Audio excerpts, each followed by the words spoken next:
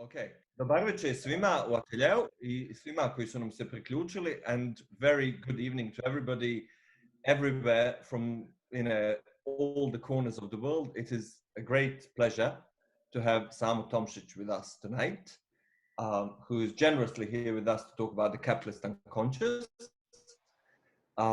You will have received a short blurb about the lecture, and it may be reading that we will be talking about the universe and everything, speaking about the capitalist unconscious, and that may be true. So Samo is a philosopher and a psychoanalytic theorist. Samo, am I right in introducing you that way? So. Okay. And currently working, Samo, are you at Humboldt? Yes, I'm at Humboldt University, and for another term at the Academy of Fine Arts in Nuremberg. Right. So we'll be continuing, and today we after I had one of the discussions, one of the participants beautifully said, all that you said smacks of communism. So I think we'll continue in that vein, and to kind of finish this foreplay and to get to the real stuff. Some of the floor is yours. Thank you very much, Damir, and it's a really great pleasure to be with you tonight and to be able to discuss the Marx Lacan or Freud Lacan. It's going to be more Freud Lacan connection and what we can take from that connection to the present. I should apologize for not speaking the Globish instead of our old Yugoslav meta language, but it's a strange mix of all different languages, so I wouldn't want to embarrass myself in front of you with that. So when I was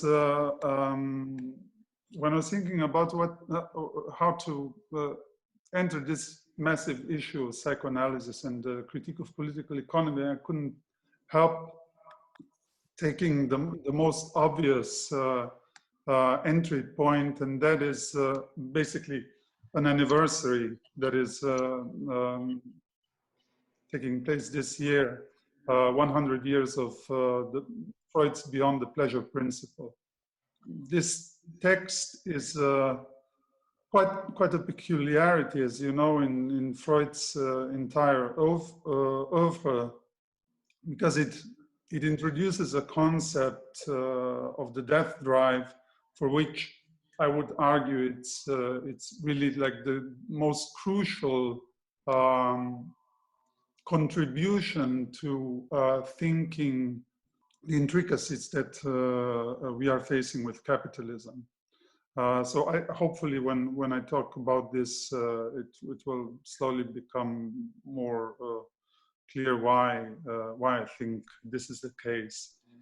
So, like I said, Freud first introduced the notion of death drive in Beyond the Pleasure Principle, which was published in 1920. The notion made many psychoanalysts raise their eyebrows and moreover deeply split the psychoanalytic community. But the death drive hypothesis was meant to fulfill a double function. On the one hand, it should explain individual psychic phenomena such as compulsive repetition of unpleasurable and traumatic events, as well as aggressiveness and neurotic guilt, but also the peculiar intertwining of pleasure and unpleasure, such as notably in sadism and masochism. And you will know that the intertwining of pleasure and unpleasure, rather than the opposition of pleasure and unpleasure, is what truly cuts into the core of Freudian psychoanalysis and Freud's entire discovery. On the other hand, the death drive quickly turned out to be a handy tool for interpreting the destructive tendencies that underpin the cultural condition in capitalism. And this was later elaborated by Freud himself in essays like Das Unbehagen in der Kultur, which is clumsily translated as civilization, and its discontents, so basically discontent, discomfort in culture. With this shift from individual to social, Freud proposed a radical and rather disturbing view of culture, which points back to one specific mode of the drive's satisfaction, something that in German is called die Wendung gegen die eigene Person, and means basically the act of turning against oneself. And I can add a small note here. The English translation of this destiny of the drive as turning round upon the subject's own self is, I think, sort of missing the point. What gets lost in this translation is the ambiguity of gegen, which primarily means against, but can also signify toward. So despite this ambivalence, Freud's main concern is to draw attention on the contradiction between the drive's satisfaction and the self-preservation of the individual. So basically the drive is working against the subject. It seems quite symptomatic that Freud's theory of drives took this dramatic turn in a most critical moment in history. The work on Beyond the Pleasure Principle began in March 1919 in the immediate aftermath of World War I. With this unprecedented type of warfare and other overtly destructive features of modern life, a new pathology began to proliferate, traumatic neurosis. It is also significant that Freud's text was written during the greatest pandemic of the 20th century, caused by the influenza virus, which began spreading across the globe in spring 1918. The pandemic amounted to an estimated death of 50 million people worldwide, including Freud's daughter, Sophie. And as a side note, Sophie's son plays a prominent role in Beyond the Pleasure Principle. For those who have read the text, he's the child playing the Fod-Da game in order to bridge his mother's absence. Freud eventually also evokes in a footnote Sophie's permanent thought, so Sophie's death. This historical and biographical contextualization is not meant to downplay the weight of this groundbreaking shift in Freud's work, despite the nexus of personal and political, which may have partially motivated Freud's confrontation and working through the traumatic impact of war, crisis, and death. The more interesting part of Freud's diagnostic lies elsewhere.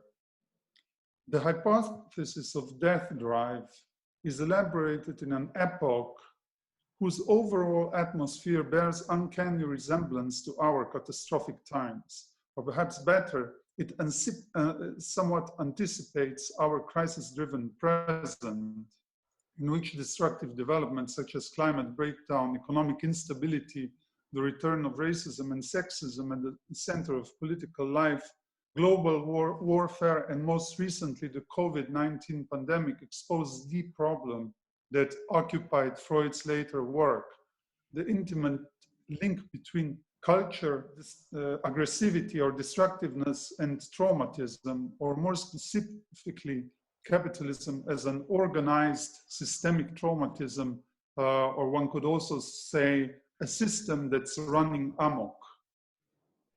And again, as a side note, Freud's Civilization and its discontent makes an important step further in this controversial terrain. Its publication dates, written in 29 but published in 1930, again coincides with a destabilizing social and economic reality, the Great Depression, in which the contradiction between the tendencies of capitalism and the self-preservation of mankind once more appeared in all its brutality. Long-term structural processes such as economic crisis or climate emergency today, which bring the contradiction between the reproduction of capitalism and the interests of mankind to an entirely new level, only increase the relevance of Freud as a thinker of crisis, which is something that Freud is normally not considered as being. So, although Freud's cultural diagnostic moves in an entirely different framework, its structural aspects intersect with a suspiciously similar movement in Marx. From the psychoanalytic viewpoint, it is significant that the term Trieb, drive, surfaces whenever Marx makes an important step in his discussion of the dynamic of capitalist abstractions, so money, value, and capital, or of the contradiction between capital and labor.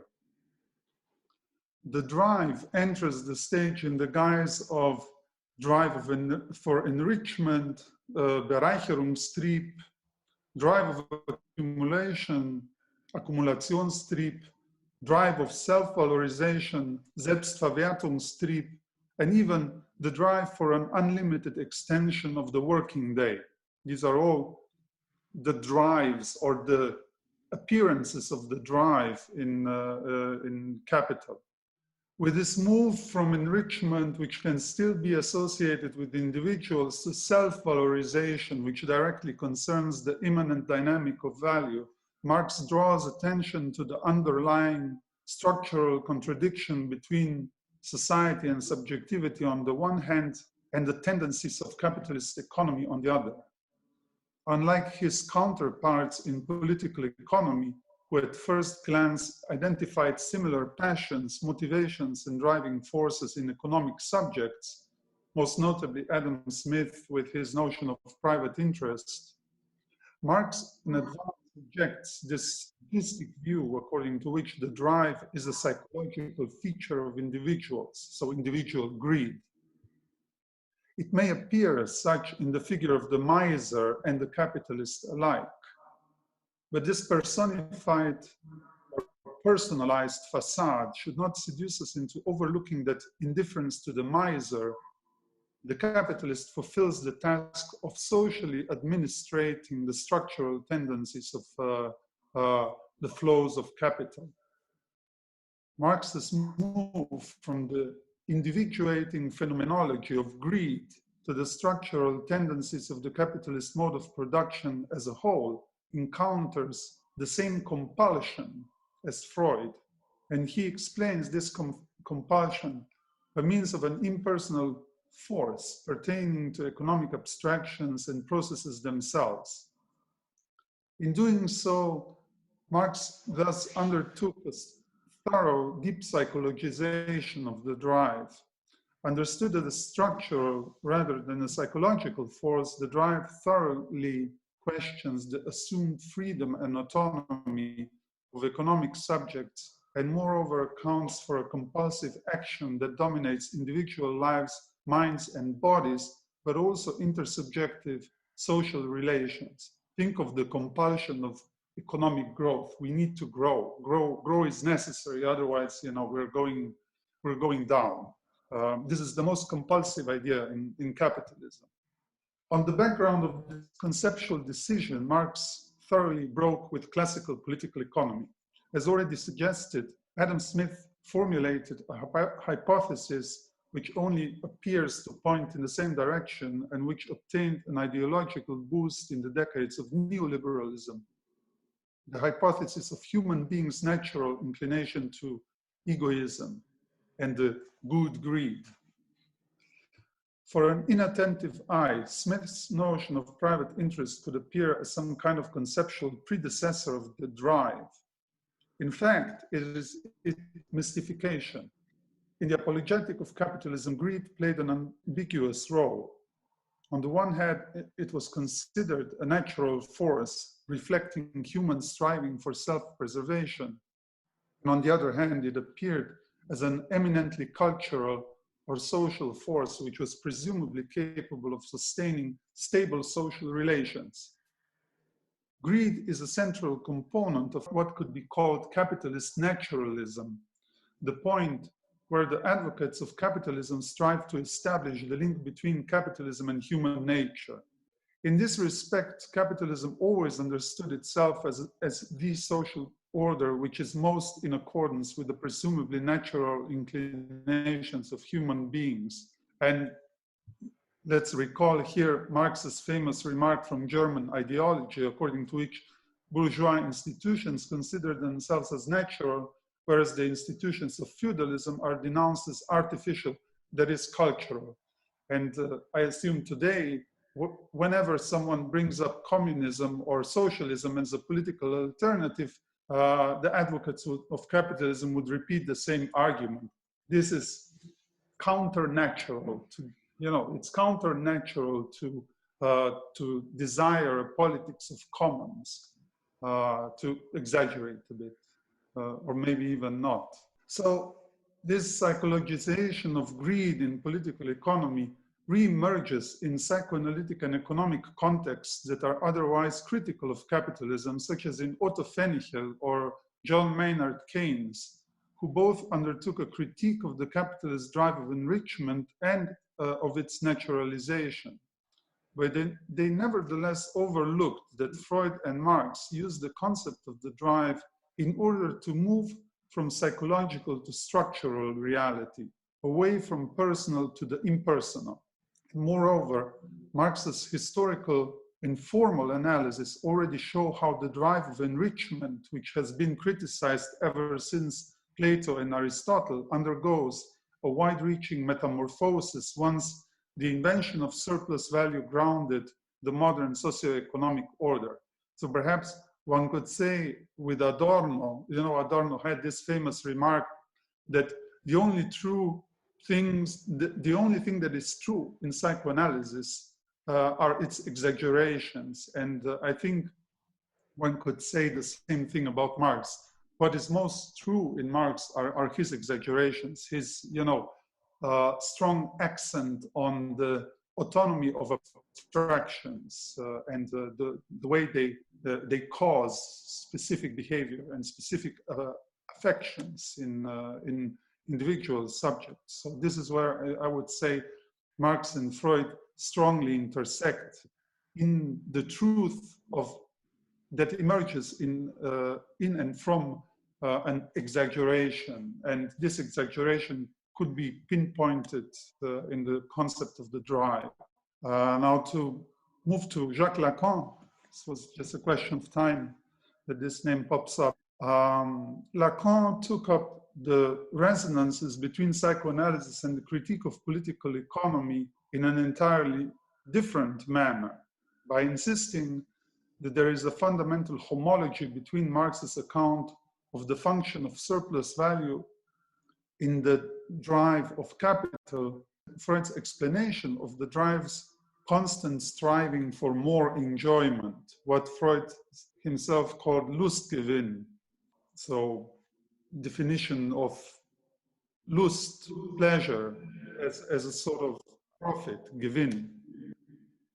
In order to pinpoint this homology, Lacan coined the term surplus enjoyment, plus de jouir, which plays on plus-value, so the French translation of surplus value.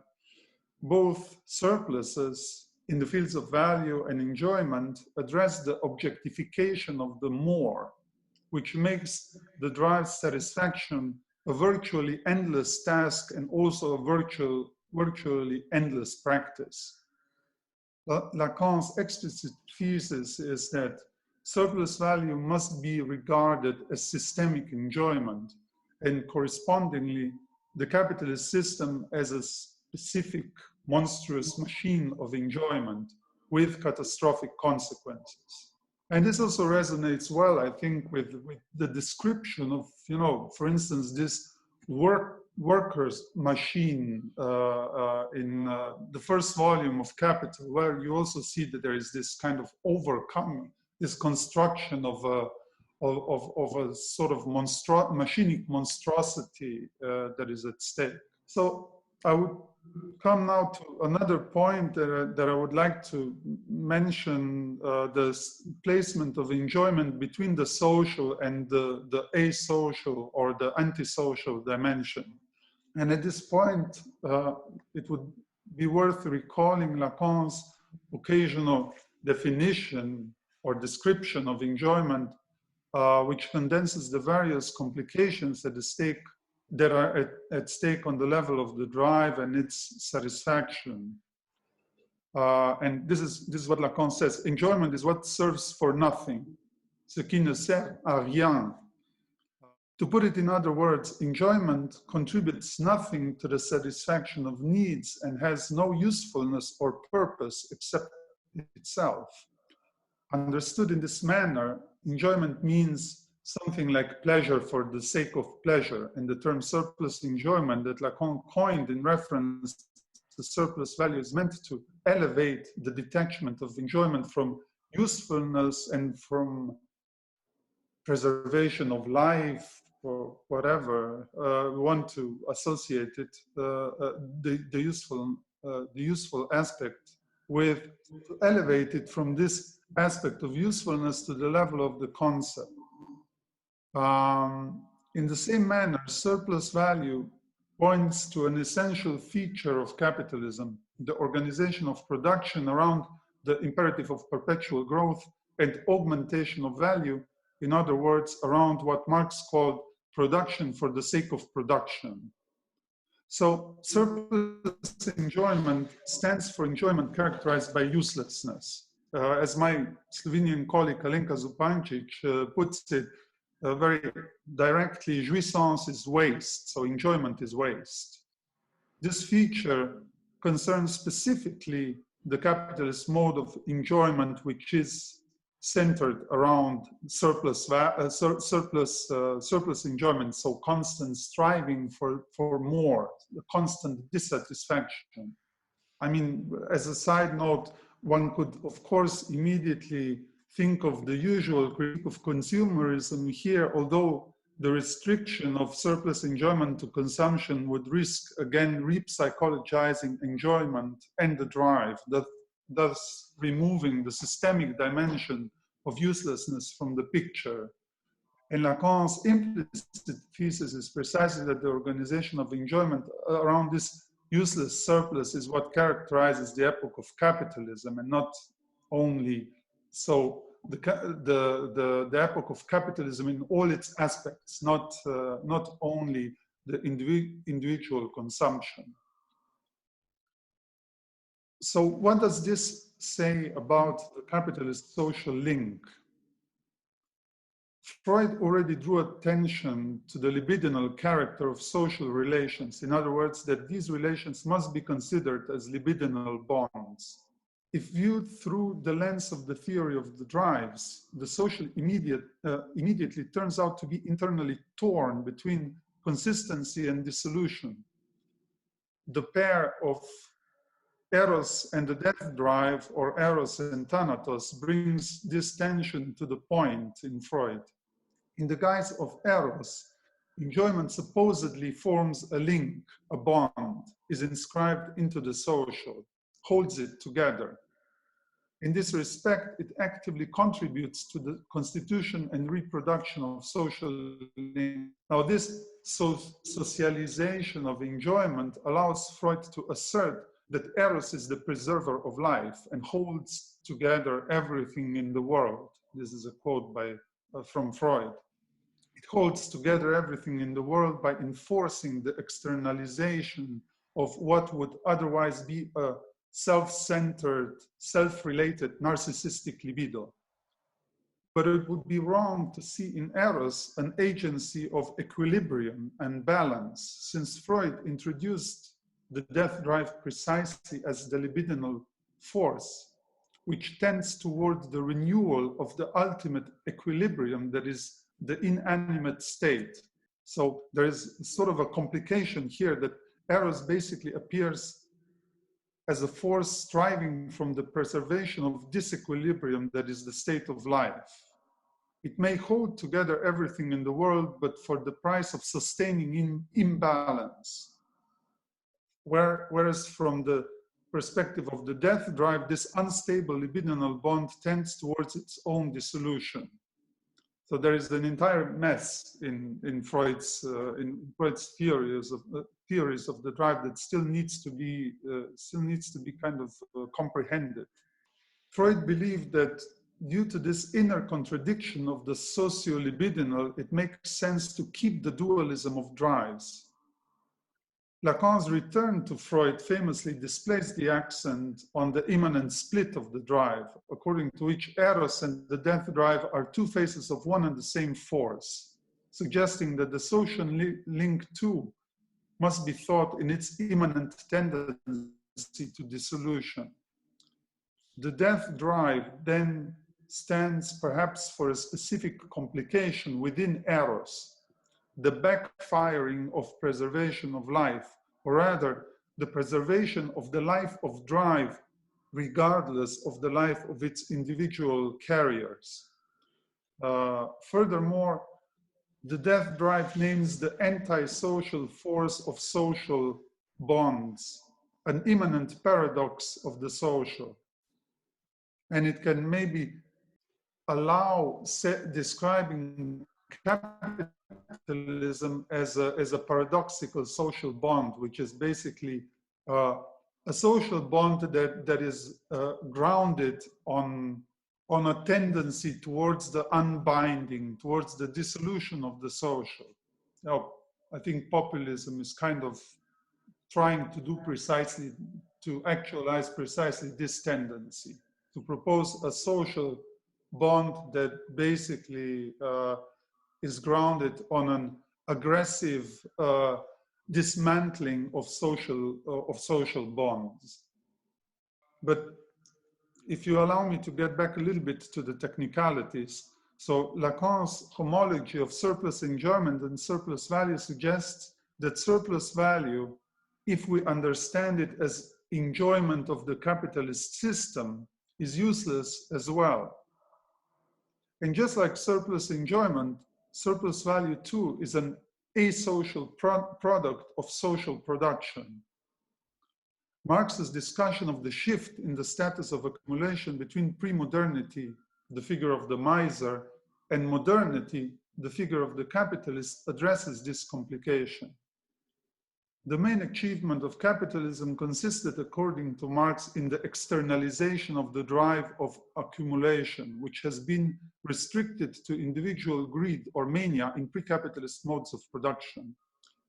In this restriction, the drive has been something like an infinite force caught in a finite body, dependent on the embodiment in the miser and his treasure.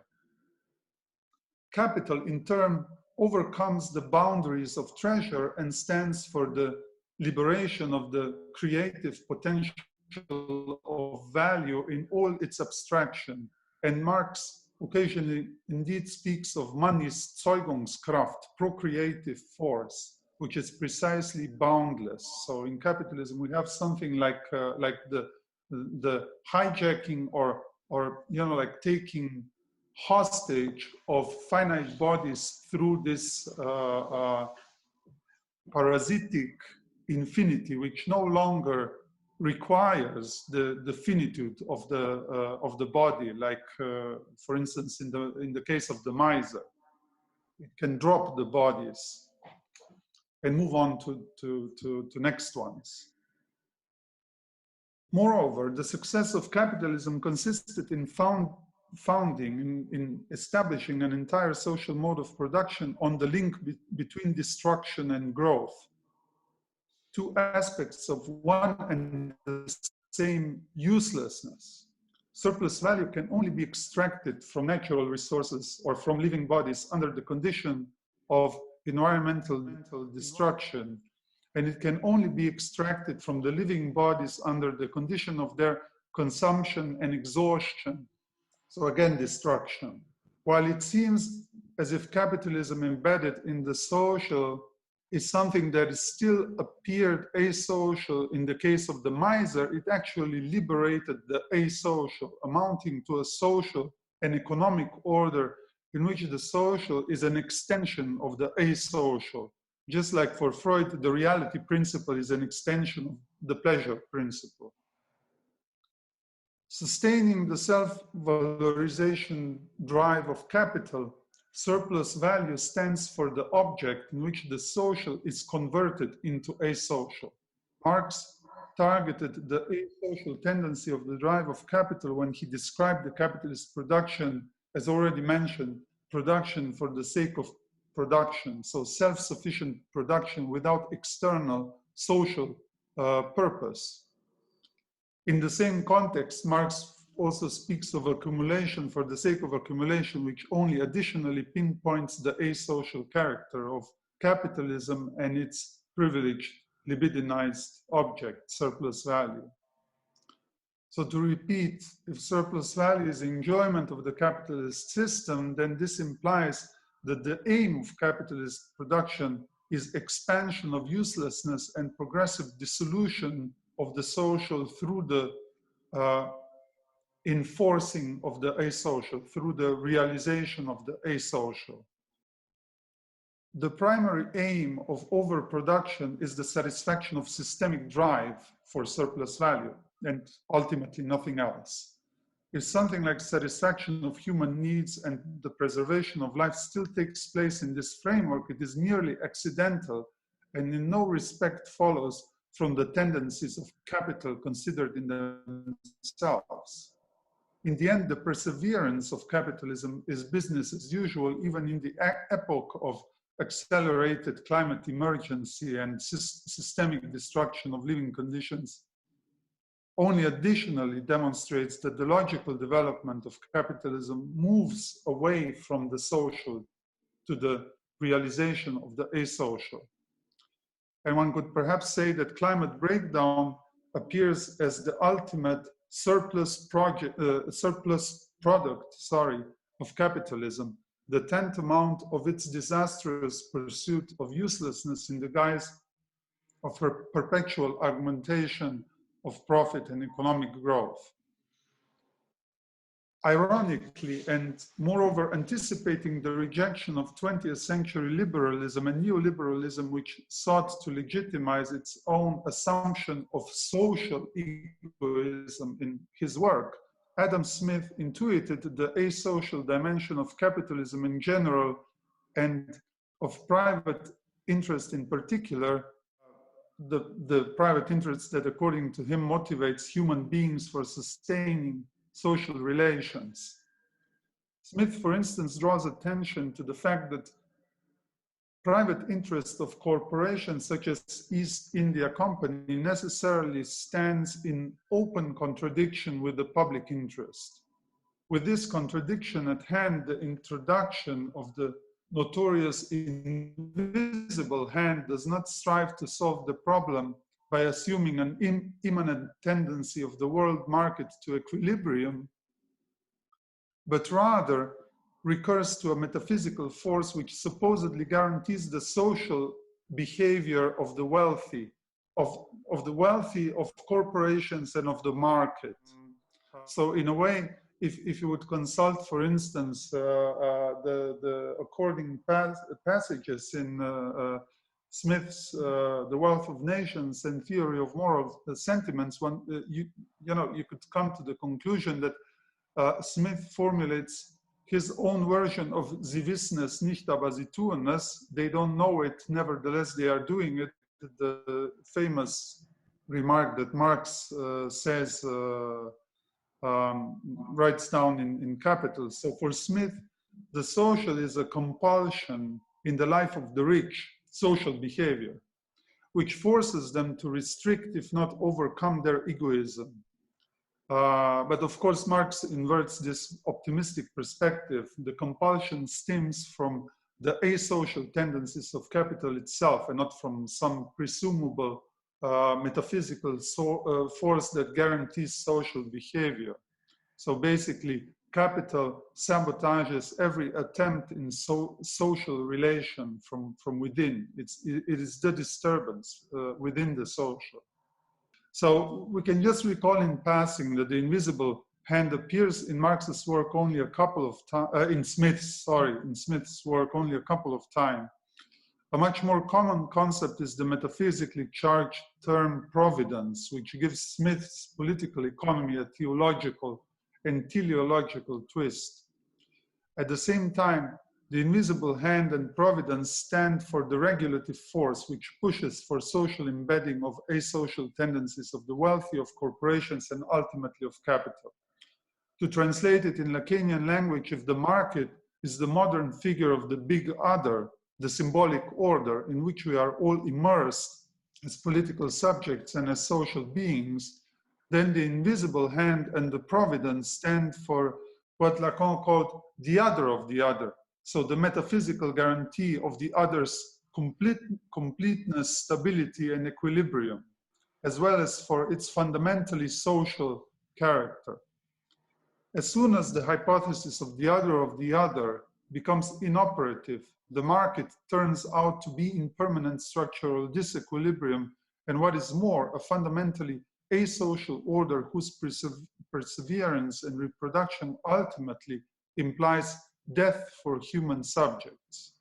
So to claim there is no such thing as society or greed is good or there is no alternative means to make the step that was still unimaginable for Smith and fully embrace the asocial tendency of the capitalist drive for permanent economic growth and augmentation of value for the exclusive sake of its augmentation. Or, you know, as Wendy Brown put it in her latest book, so the program of neoliberalism is not what Foucault put in the title of one of his seminars, this society must be defended, but rather society must be dismantled. So, you know, it's an asocial project. The populist negation of the reality of climate breakdown or open indifference towards the unfolding of its consequences provides another most contemporary expression of the asocial tendencies of capital. With the ongoing transformation of neoliberal capitalism into an openly authoritarian order, contemporary populists show no trace of the outlived belief in capitalism as a social, with a accent on social mode of production. In this regard, populist politicians such as Trump, Bolsonaro, or Orban, as well as entire political parties such as Alternative for Germany in German context, or the US Republicans under Trump's re-education of the entire party, indeed serve as the ultimate exemplification of the asocial tendencies of capital. One often hears that the aim of populists is causing fear or anxiety, but is this really the case? Already a superficial glimpse shows that the aim of populism is actually something much more asocial. Again, sorry for repeating this term so much. It's causing resentment, which is an asocial affect par excellence. In contrast to anxiety, which in spite of all appearances can motivate the subject to social action, resentment aims at the other's repression and even annihilation, as the recent developments in the refugee crisis, but also in COVID, where there has been explicit violence, not only verbal, directed towards people who were wearing masks, and masks as the personification of or a symptomatic object which must be torn off people's faces by force. So it is completely logical that populism enforces racism, so annihilation of the racialized other, refugees, migrants, Muslims, Jews, etc., sexism, annihilation of the sexual, other homosexual, transgender subjects, but also and more fundamentally women, and finally class violence, annihilation of the economic other, proletarians, freelancers, homeless, elderly, etc. And to these three features, a fourth one can be added: anti-science, or, as Lacan would put it, ignorance as a fundamental passion, which is rejection of critical knowledge of any kind concerning nature, society, and subjectivity. So in the same move, the populist denial of climate breakdown points out that another ideal which grounded modernity reached its limit, the ideal of mastering nature, shared by modern science and capitalist economy. The idea of mastering, hence of exploitation, suggests that the alteration of environmental conditions of life and the progressive dissolution of the social are each other's flip sides. If climate breakdown confronts us with the truth of enforcement and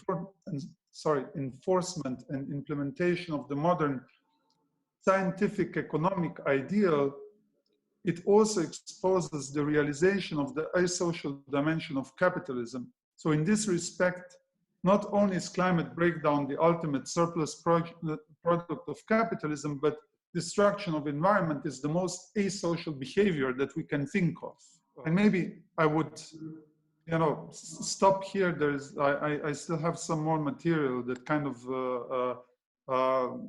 deals with the notion of abject and moves on to the question of what we encounter today when we step out of culture and confront the figures of nature. But let's maybe leave it here to kind of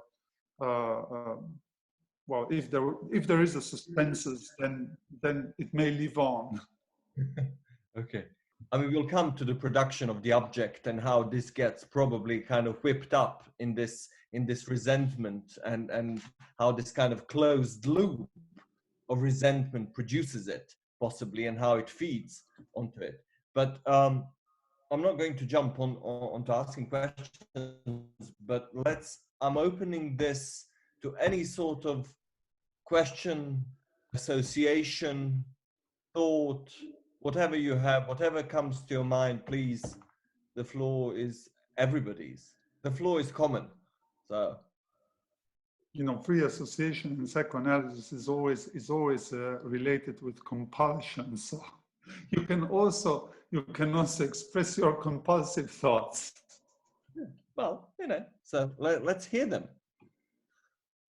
Or remain silent, as every good psychoanalyst would. Well, since this is not a psychoanalytic seminar, I think it's really interesting how this kind of leans onto the discussions that we had since between 10 o'clock in the morning and 4 o'clock in the afternoon. So I think Samo touched upon several points, particularly in this what we discussed today in this kind of post-truth framework of the shift from the neoliberal to the authoritarian, and how the populism kind of works on this paradox, how there is this kind of the tendency towards the dissolution of the social, and how that's becoming the dominant trait of politics today. Any perhaps thoughts on that as it emerged in our discussion today? So I haven't really gotten across Lacan that much in my research, but I have come across him usually in like juxtaposition with Foucault, and I never really understood how they compared. So if you could explain that, since I feel like you know a lot about the topic. Oof. Yeah. I mean, this where to start? I mean, no pressure.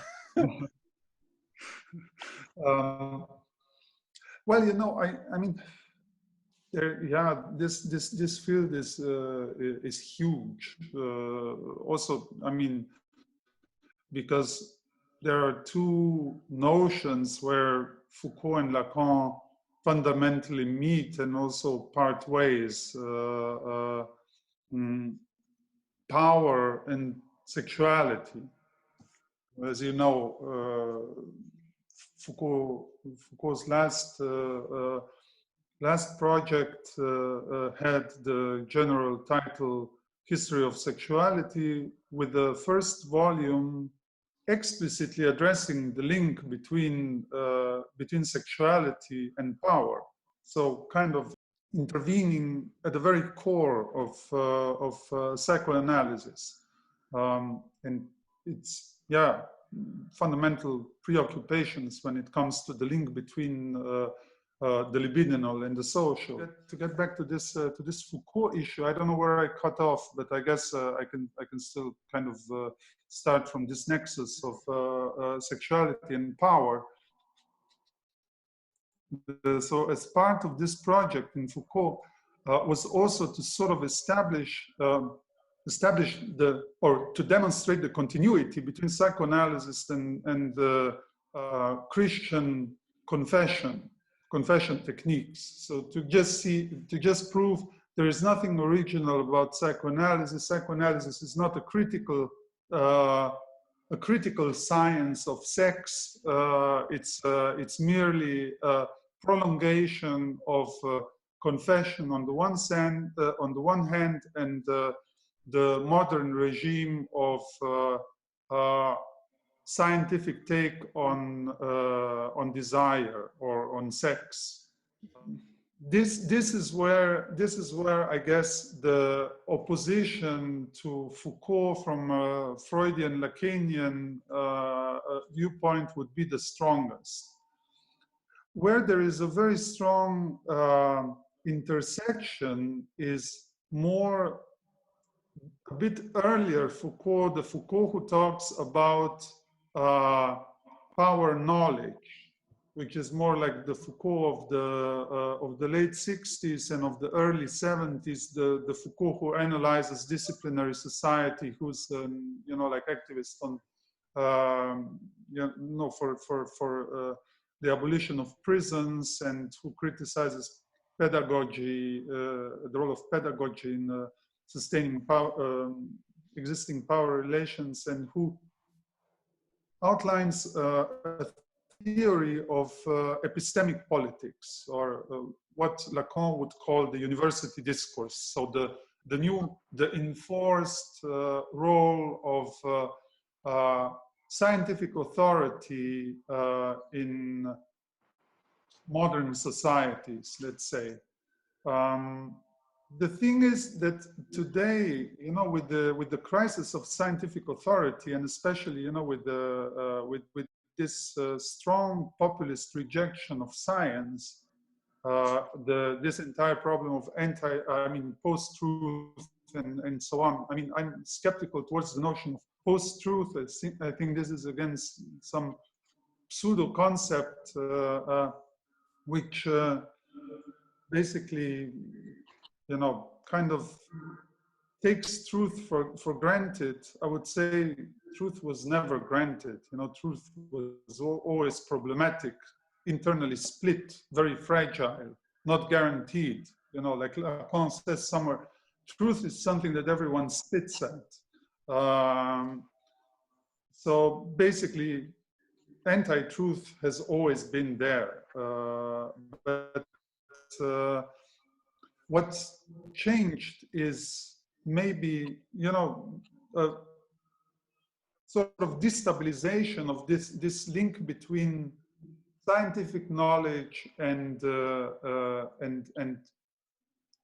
reproduction of capitalist relations of power. So maybe we are not entering in a post-truth era with populism, but more into a post-epistemopolitics, also post-expertise, where you also have this, two aspects of, Foucault and Lacan take on the link between knowledge and power. We have a new type of, it's not really new, but it's kind of reaffirming its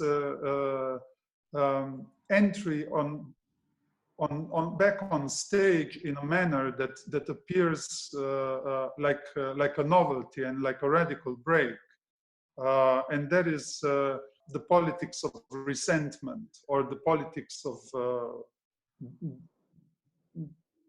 the politics of greed, also the politics of the asocial tendencies that are bundled in this in these new political affects. Well, new, these antisocial political affects that govern our present. But you know, I mean, sorry, like I said, the Foucault-Lacan debate would require a one-year seminar. Yeah, I get, but this is like it's like a good groundwork, so I can build from here maybe, because it was absolutely unclear to me how they related, and especially now that I knew that you were holding a speech and you started talking about capitalism and Marxism, and then I like knew that Foucault was sort of Marxist. So I guess now it does kind of fit. I'll try to see from here. I feel like Foucault just had a debate with everyone, so. Absolutely, but did I hear you say that Foucault was a sort of Marxist? Yeah, wasn't he? Well, not well. I mean, you know, Foucault was like you said yourself. He was debating everyone, or debating with everyone, but I mean, he was basically proclaiming himself being anti-everything, and most particularly anti-Marxist. What his relation to Marx was, or whether he sort of whether he sort of was detaching Marx from Marxism, that's an interesting question, and there are, I mean, I know mainly in the French context, there have been quite a few books that have been debating this issue. But you know, at the same time, there are very polemical. There are very polemical positionings of Foucault against Marxism, and basically just restricting Marxism as a whole to 19th century thought. So basically, he says Marxism stops breathing everywhere outside the 20th century, the 19th century, but in the 19th century, it feels at home like fish in the water. So I wouldn't call Foucault a Marxist, but I think Marxists most definitely have to work through Foucault. Yeah, I mean, I know he later on he spoke against it, but technically, I think he started off like, I think his mentor or something was Marxist, and in his early days he wrote about it, but later on, he lost that, but it still bore some resemblance. So I'd say, I mean, no, but it is no, a absolutely. parallel. I mean, I'm not a big fan of playing people against each other. I'm also more interested in finding common grounds, and you know, even though with the later Foucault, from a psychoanalytic perspective, one can do a lot of criticism, but you know, that's why it's more interesting to focus on an earlier Foucault, or even on the very late Foucault, where he's also kind of re-establishing a more productive dialogue with psychoanalysis. So, you know, I mean, it's also in psychoanalysis, not everything is compatible with Marxism. That's why, I mean, I don't want to hide that I am basically making a very biased reading of Freud and Lacan. I'm not interested in you know, showing where psychoanalysis blows up Marxism and vice versa, because I think we need both in order to understand all aspects of our immersion into the capitalist power relations. Okay, we have some questions here in the audience, in the atelier. So I'll just ask people who have questions to approach the screen and ask directly here. Hello. I have actually 3 questions, but I will just ask you them. So I'm very interested in your opinion in these 3 questions. First one is, what do you think, is greediness capitalist or general human nature? That's the first question. Second is, you said destruction of the environment is the most asocial behavior you can think of. So my question is, as a system, as a theoretical system, is capitalism productive or destructive? And third, if we look at capitalism as a famous Freud's iceberg theory, what do you think, what would be its pre-consciousness, consciousness, and subconsciousness or unconsciousness? Yes, I mean the 3 questions are really, you know, like hitting 3 points, you know, and that really need to be clarified. Also, not only in relation to what I was saying to create more consistency, but also, you know, to repeat them in order to show where this encounter between psychoanalysis and Marxism can become most fruitful.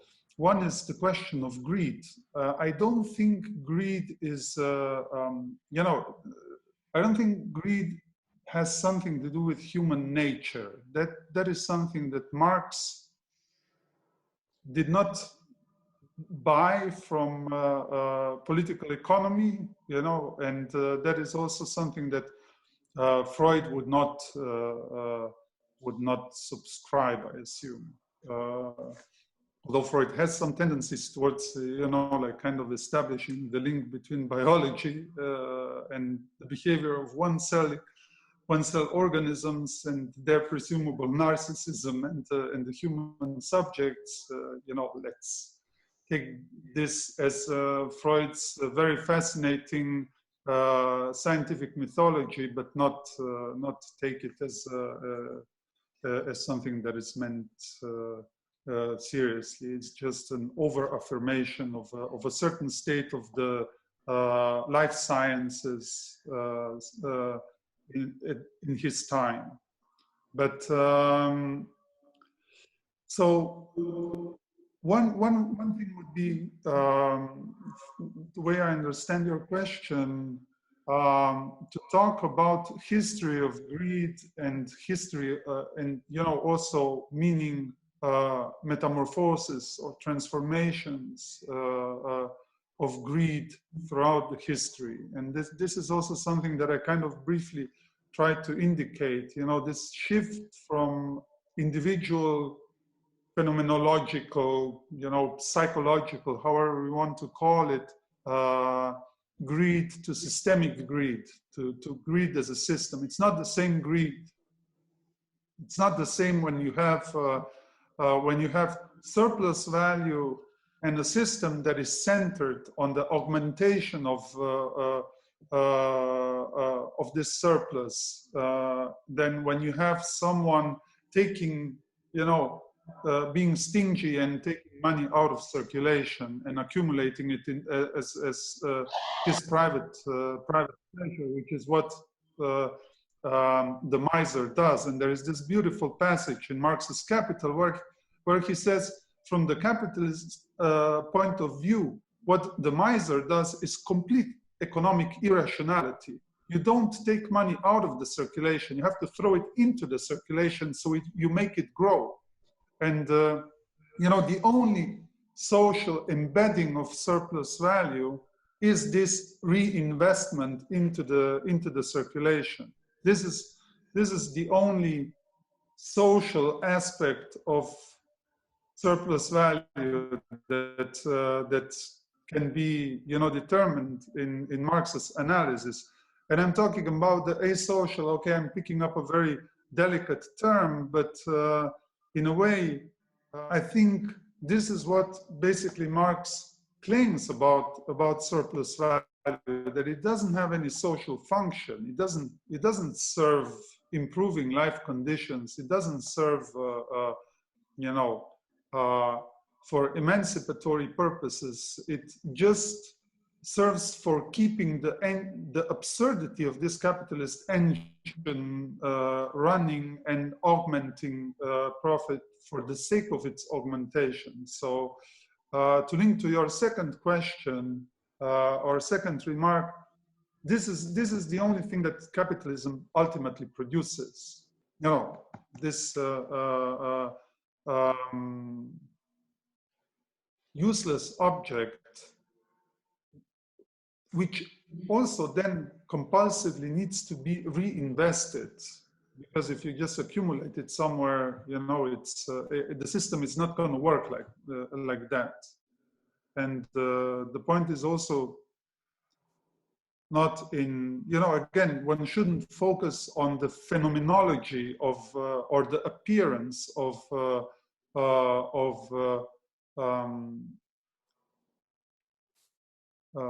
wealth. You know, this is also where Marx, in the very first lines of Capital, moves beyond political economy as it is epitomized, you know, in Adam Smith's title of his main economic work, The Wealth of Nations. And Marx says at the beginning, you will recall the sentence, wealth appears as an immense collection of commodities, which, you know, the appearance of wealth. But the entire book then moves on. You know, we don't care about the appearance of wealth. We don't care if there are wealthy people. What we are interested in is not what the wealthy do with wealth, but what wealth basically does with itself. You know, what value considered as an objective abstraction which has material consequences does in this overall construction that is the capitalist mode of production, or as Lacan would put it, the capitalist discourse. To get to the third point, and this is basically already linked to this, I think the iceberg theory is not something that comes from Freud. It's something that is, you know, sort of a simplification of Freud's theory of the mental apparatus. But Freud is basically not talking about depth and surface. You know,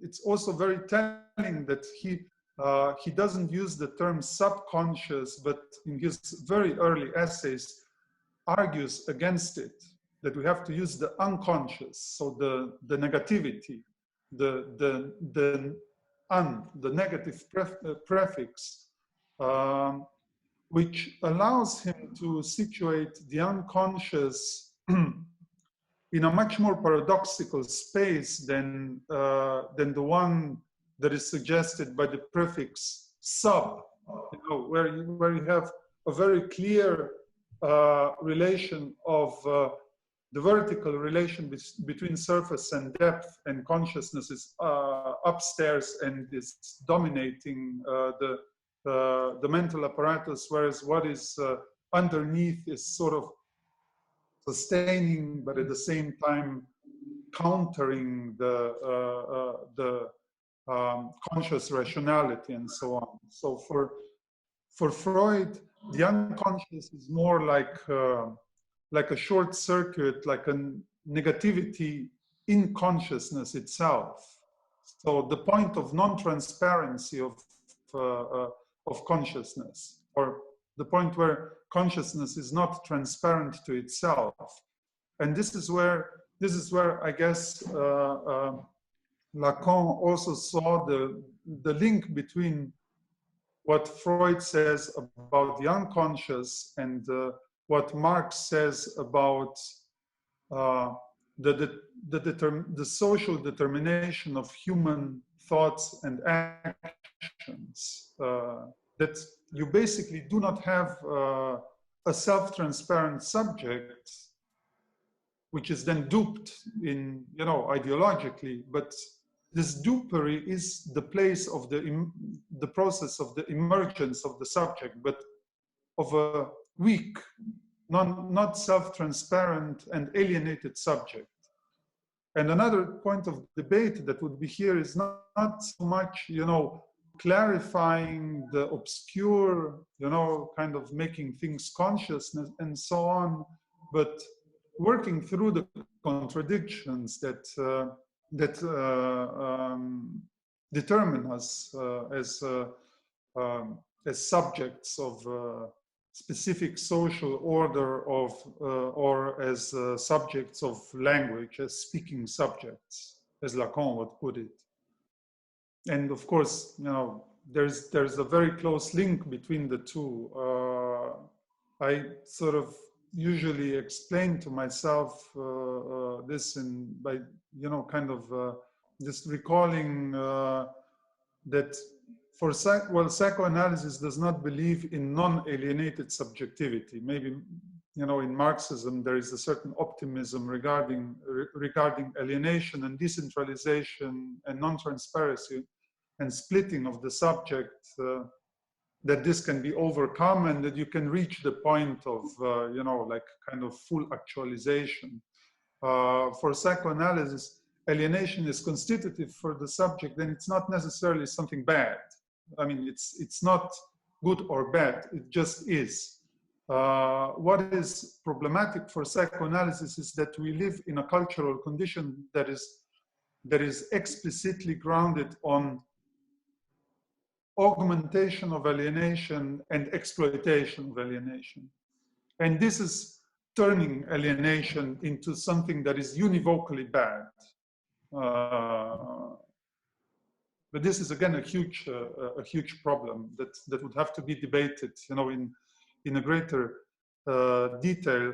But what, you know, just to return to the iceberg metaphor.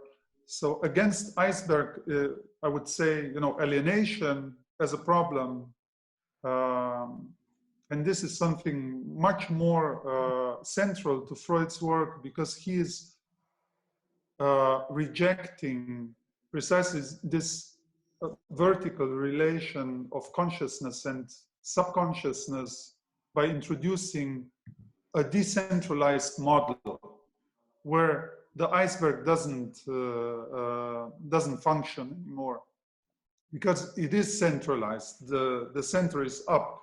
The center is in the point of consciousness. But, you know, at the same time, the iceberg is also a wonderful metaphor for the present. You know, I think psychoanalysis behaves towards if classical theories of consciousness and subconsciousness in terms of unclear representations, the repressed instincts, you know, and so on, were the iceberg, then psychoanalysis is the climate change. It melts the iceberg. And what you have left is only water surface and the perturbations on the surface. This is not a very good comparison for psychoanalysis. Because, you know, it takes us to the point of what does it mean to drain that huge sea, you know, which is the question of, you know, so what is, and I'm sneaking in this question because I know that we haven't got enough time, because I know that there'll be a concert there soon. You talked about this really kind of dire state of kind of the production of these kind of asocial tendencies of capital. What does this leave us with when we think and materialize anti-fascist or, you know, communist politics?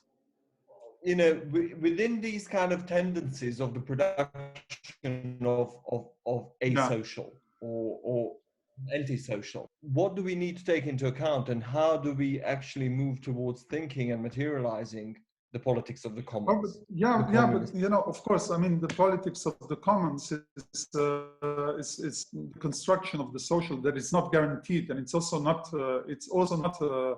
you know, a symbolic register from which all the antagonisms or negativities or conflicts, you name it, would vanish, and we would have perfectly transparent and functional social relations. This is where, you know, I think both Freud and Marx, but maybe Freud even more than Marx, come as spoilers. You know, there is no such thing as fully functional social relations. Maybe the abolition of class struggle is abolishing one form of antagonism that is characteristic for capitalism, for capitalist societies, but you know, we cannot, we don't do future prophecies, so we cannot really speculate what will come. But what we can be certain of saying is that we will not have societies without alienation. And also, what is crucial here is, of course, and this is where the question of populism today is so pressing. You know, we can see that populism is a politics that causes and mobilizes specific affects that are very useful for continuing this dismantling of the social and the progressive dissolution of the most basic living conditions on Earth. And you know, maybe this is also the reason why I'm so skeptical towards the idea of leftist populism. It comes to me as a contradiction in terms, because what is the way I understand leftist politics is it is also a politics of affects, but it is causing affects that sustain the construction of the common. So that are, you know, as Freud would say, on the side of Eros.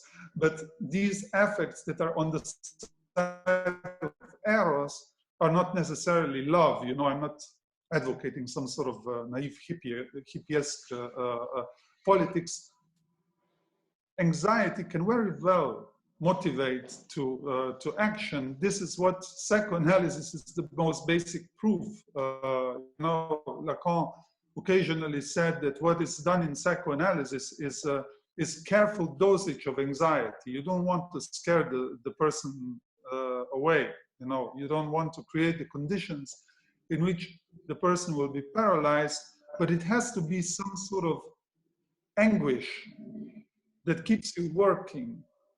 We are not lacking affects that sustain solidarity, that sustain, you know, also love, or, you know, it's, although, as we know from psychoanalysis, the problem with affects is that they are in constant process of metamorphosis, and that they are in constant negotiation with the negative.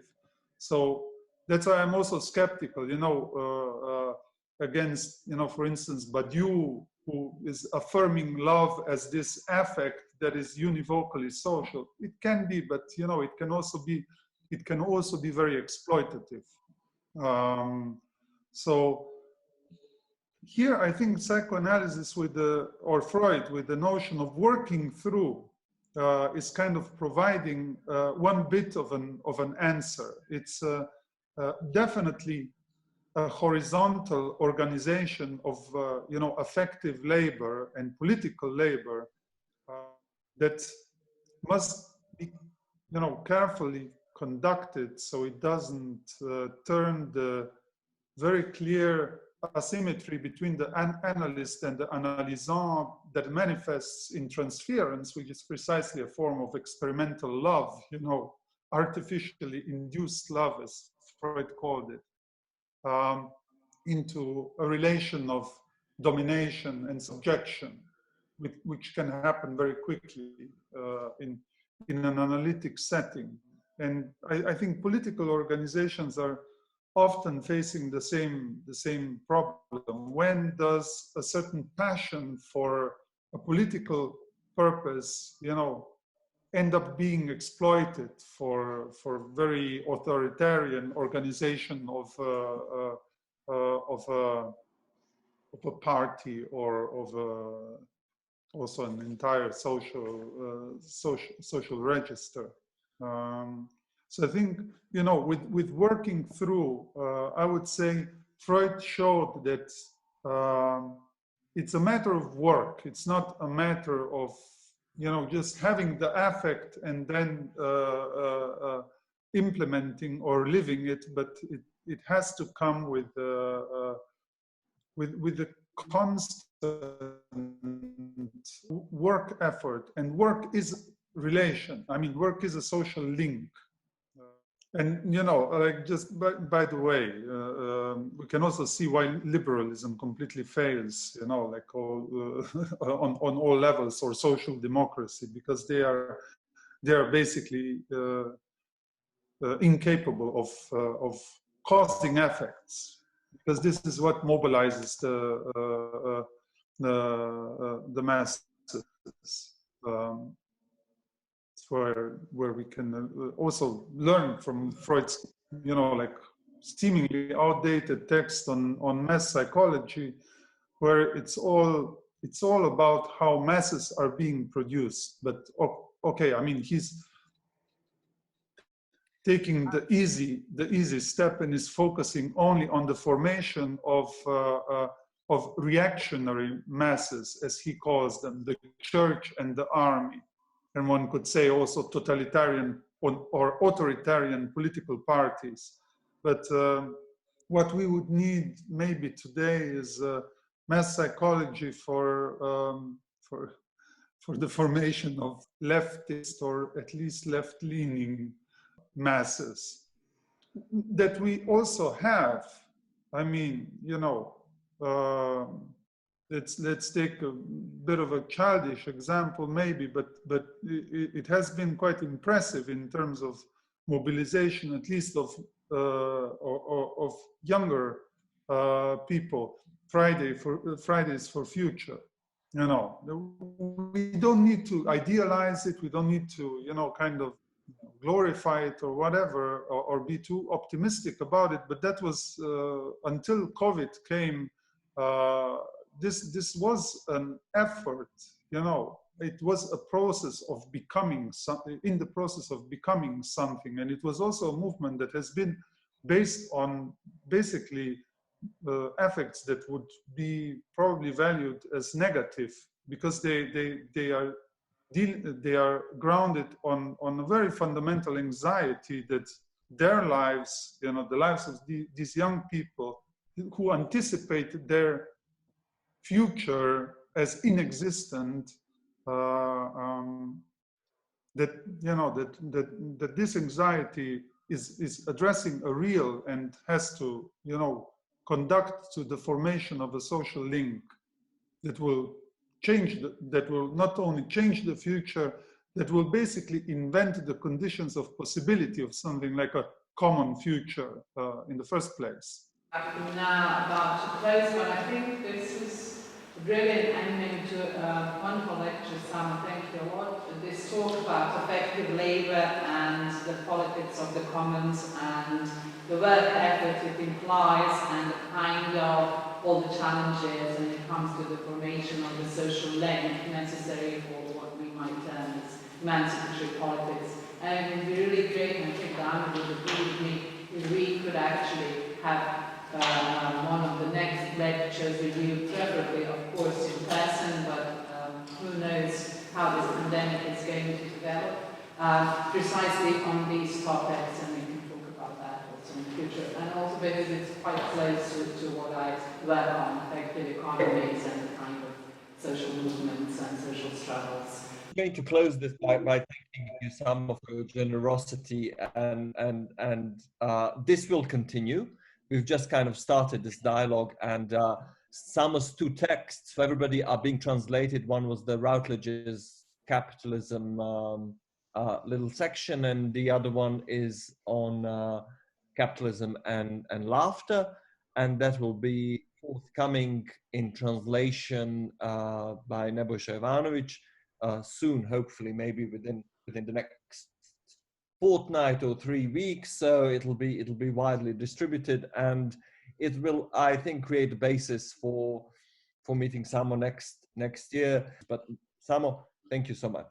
I have to thank to all of you, and yes, really thank you so much for having me and for listening and to speaking with me. So I am very much looking forward to continue this, and hopefully also in the bodily presence in Tuzla.